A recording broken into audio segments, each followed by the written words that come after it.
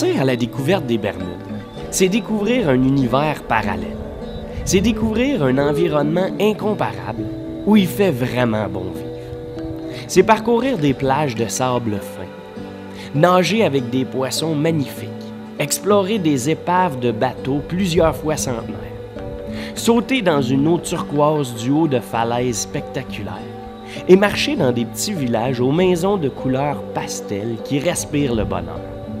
Mais le plus important dans tout ça, c'est avant tout de changer de rythme, vivre à la légère, prendre le take it easy way of life, se mettre au diapason de cette ambiance insulaire et être prêt à rencontrer un peuple superbe, relax, souriant et très agréable. Bref, c'est s'ouvrir à la vie et profiter de ses vacances au maximum.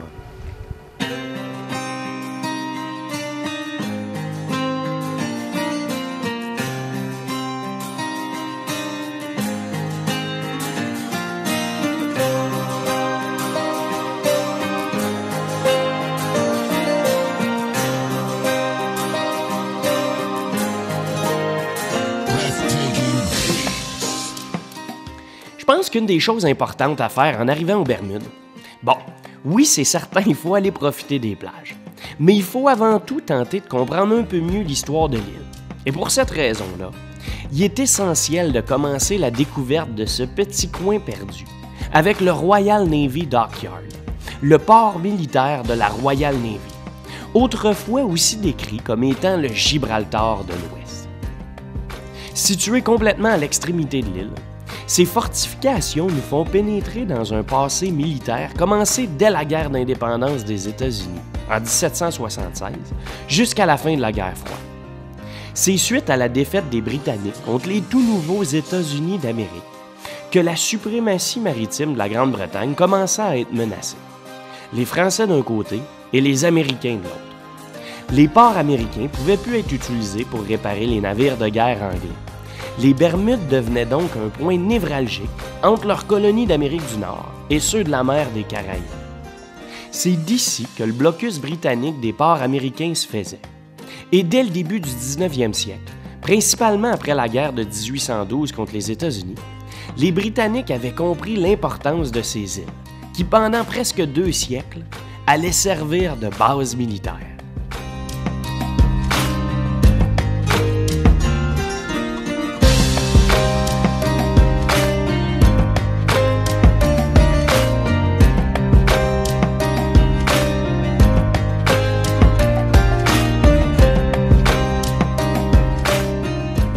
Ouais, guys, c'est véritablement commencé.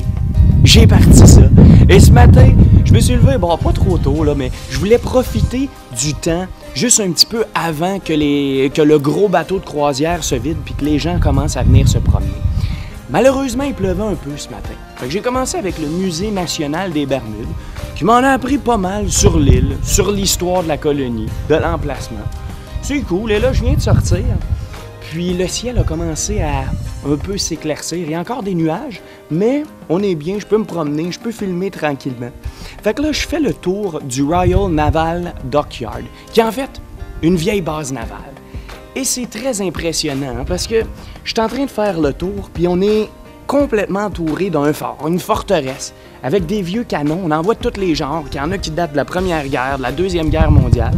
Fait que je me promène dans les petits bunkers, comme vous voyez un peu en arrière de moi.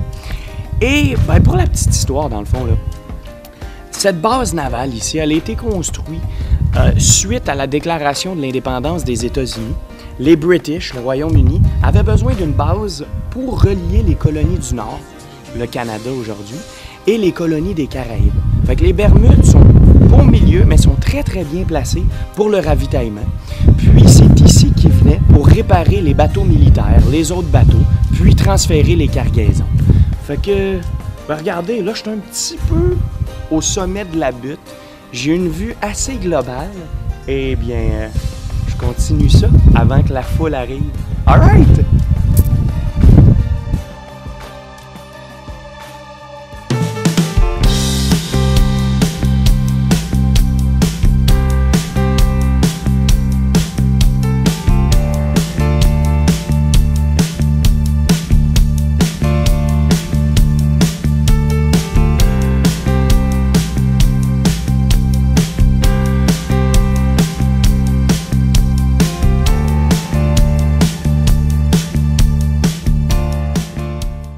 C'est en raison de la profondeur de l'eau à cet endroit que l'emplacement a été choisi pour y construire la base navale.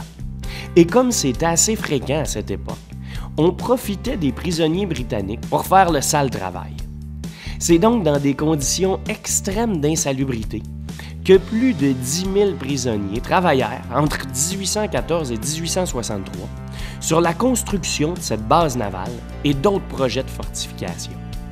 Aujourd'hui, l'ancien port militaire sert de point d'arrivée pour les immenses bateaux de croisière qui, durant toute la saison touristique, affluent avec des tonnes de passagers. Le plus cool dans tout ça, c'est qu'en se promenant ici, on peut vraiment sentir le passé militaire de l'île. On peut revivre un passé incertain, où chaque menace devait être prise au sérieux. Et si on arrive assez tôt, on peut profiter de quelques heures assez paisibles avant que les touristes débarquent de leur palais flottant. Et là, on peut se promener tranquillement dans cet endroit unique, entouré par des vieux bâtiments en pierre datant du 19e siècle. On découvre les anciennes fortifications, les vieux canons, et tout en haut de la colline, la maison du surintendant, d'où la vue est complètement magnifique.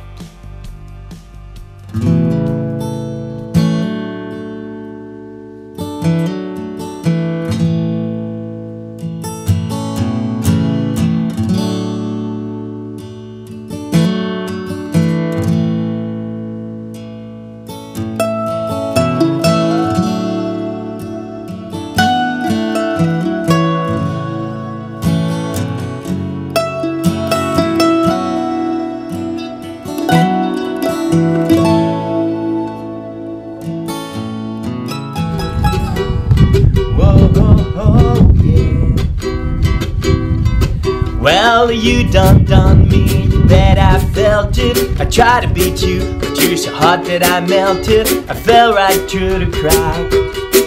Now I'm trying to get back. Before the cool done run out, I'll be giving it my best. And nothing's gonna stop me but to find an invention. I reckon then again my turn. Doing some or learn some, but I won't hesitate no